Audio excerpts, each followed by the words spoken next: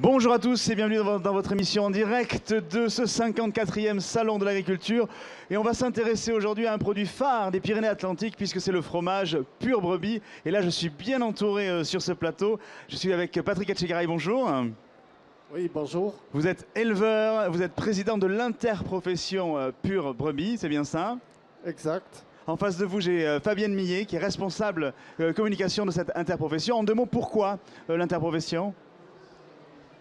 L'interprofession lait de brebis, donc c'est une association qui regroupe les producteurs de lait de brebis du Béarn et du Pays Basque et les entreprises de collecte de lait de brebis et de transformation. Alors on va s'intéresser justement à ce fromage à pâte pressée. Pour ça, il nous fallait une spécialiste en plateau et c'est Laetitia Gabory, bonjour. Bonjour. Qui remplit cette fonction-là. Vous êtes MOF et c'est rare d'être maître, meilleur ouvrier de France, fromagère donc. Tout à fait. Donc aujourd'hui, vous avez 3 meilleurs ouvriers de France en fromage en femmes. Après, nous sommes 22 meilleurs ouvriers de France, donc femmes et hommes. Et c'est vrai que je fais partie des Pyrénées-Atlantiques, donc c'est avec Vous êtes plaisir béarnaise, c'est ça? Tout à fait, béarnaise. Puisque Patrick Etchegaray, c'est bien ça, hein, on est sur une interprofession qui couvre le Béarn et le Pays Basque, c'est ça? Mais oui, c'est une interprofession qui couvre le département des Pyrénées-Atlantiques avec le Béarn et le Pays Basque. Et moi, je suis éleveur au Pays Basque. Vous êtes éleveur au Pays Basque. Et justement, comment on répartit justement les éleveurs et les transformateurs, donc les producteurs de ce fromage? Il y a différents types de production, c'est ça? Oui, il y a la transformation industrielle, si on veut. C'est-à-dire que nous, on produit du lait de brebis qui sont collectés par des entreprises qui transforment en fromage. Et puis après, il y a la transformation fermière. Ce sont les bergers qui fabriquent leur fromage dans leur exploitation. Donc il y a ce qui est fermier, donc le lait est produit sur l'exploitation et le fromage est fait sur l'exploitation. Et après, effectivement, il y a cet esprit coopératif Voilà. aux laiteries. Soit ce sont des entreprises privées ou des coopératives. Et on a la répartition. Il y a combien d'éleveurs à peu près en filière fermière et combien d'éleveurs peut-être en filière un peu plus industrielle? Aujourd'hui, 1400 producteurs livreurs, c'est-à-dire qui vendent leur lait à une coopérative ou à une entreprise, et environ 350 producteurs fermiers. Alors, Fabienne Millet, racontez-nous un petit peu l'histoire de ce Pur Brebis.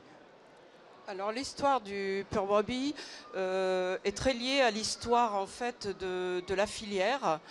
Donc je vais faire un petit zoom arrière sur les 40 dernières années.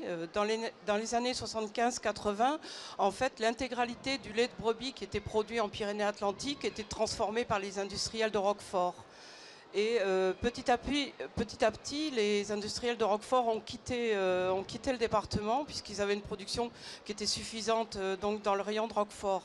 Et c'est à ce moment-là donc qu'a démarré donc cette filière Pur Brebis Pyrénées. Donc c'est une véritable mutation, c'est une véritable reconversion qu'a dû faire la filière dans ces années-là, puisque aujourd'hui donc l'intégralité du lait est transformée en Pur Brebis, alors qu'il y a 40 ans, tout le lait servait à fabriquer du Roquefort. Patrick Etchegaray, vous le transformez dans votre ferme? Non, moi je vends le lait à une entreprise qui est située à 15 km de l'exploitation. Et comment vous élevez vos brebis? Les brebis sont élevées surtout avec la pâture. La pâture. Nos brebis sortent tous les jours. Elles sont en plein air? En plein air. Et après, complémentées avec du foin en bergerie. 80% des éleveurs sont en zone montagne. Et voilà. Est-ce que du coup, c'est la spécificité justement de cet herbage-là qui donne ce goût au fromage? Mais oui, la principale... c'est la pâture. Les brebis des 3 races locales, puisqu'on a 3 races locales dans le département, la basco-béarnaise, la manèche-tête noire et la manèche-tête rousse, ça ce sont des brebis qui sortent tous les jours et qui pâturent de l'herbe tous les jours. Fabienne Millet, quelles sont les différentes étapes justement pour passer du lait au fromage qu'on découvre sur ce plateau? Alors les différentes étapes de la phase d'élevage, bon, d'abord il y a l'agnelage, donc au mois de novembre-décembre. Ensuite, quand les agneaux sont retirés, donc démarre la traite des brebis et la livraison du lait pour les livreurs de lait donc aux fromageries. Donc cette traite dure jusqu'à juin, juillet, voire août pour certains. Et ensuite, le cycle reprend après la reproduction. Ça, c'est pour l'élevage des brebis, mais pour le lait, à partir du lait, comment on le fait cailler pour le faire transformer en fromage? La fabrication, donc si je peux me permettre Allez-y, de prendre bien la sûr, parole. Laetitia Gabory. Donc pour nous, en termes de technologie, on va parler d'une technologie, c'est une pâte pressée non cuite. Donc le lait est récolté, ensuite il va être transmancé et on rajoute aussi de la présure pour faire solidifier ce lait, pour devenir un caillé. Ensuite ce caillé est tranché, on va le découper en petits grains afin d'enlever, en fait, de séparer la partie solide de la partie liquide, donc du petit lait. Et ensuite on va le brasser, légèrement le chauffer, à peu près jusqu'à 38 degrés. Et va passer la phase de moulage, donc mettre en moule, mise en moule. Démoulage bien entendu, et après on va saler ce fromage, donc soit sel sec mais soit sel saumure souvent. Donc saumure c'est c'est de l'eau avec du sel. Et ensuite la phase d'affinage, donc là on va affiner les produits plusieurs mois pour le pur brebis Pyrénées. Et justement, pendant la phase d'affinage, on ressale la peau des fromages ou pas? Alors après, nous, on fait un peu la distinction entre le pur brebis Pyrénées côté Pays Basque et le côté béarnais. Ah. C'est vrai que le béarnais, donc là, vous avez, si on peut... Oui, on les voit. Donc là, vous les voyez. Vous avez ici un fromage qui est vraiment typique du Pays Basque. Donc au début, c'est vrai que pendant l'affinage, on va on va affiner le fromage avec de l'eau et du sel pour former la croûte du fromage, car le sel est quand même très important en fromagerie. Et ensuite, ici, vous avez le béarnais. Donc là, il est beaucoup plus... on va plus le laver, en fait, avec de l'eau et du sel tout au long de son affinage. Donc là, on apporte un peu plus d'humidité que par rapport au basque, où là, après le basque, en fait, il y a une moisissure qui va se développer sur ce fromage. Et après, on va le brosser. Donc c'est vrai que ce sont deux fromages qui viennent on va dire, de régions un peu différentes. Et c'est vrai que c'est deux produits quand même assez atypiques et un petit peu différents. Et forcément, ça va se ressentir sur la texture et bien entendu aussi sur le goût. Alors justement, puisqu'on parle du goût, puisqu'il faut donner envie là aussi à nos téléspectateurs d'essayer de décrire et leur donner envie de goûter ce fromage pur brebis. Là, comment on peut qualifier justement le goût de ce fromage? Le fromage de brebis, c'est pas forcément un fromage fort. Souvent, on a tendance à penser que le pur brebis Pyrénées est assez typé, assez fort, alors que pas du tout. En fait, tout dépend comment il va être fabriqué, si on le fabrique plutôt à la ferme ou en laiterie.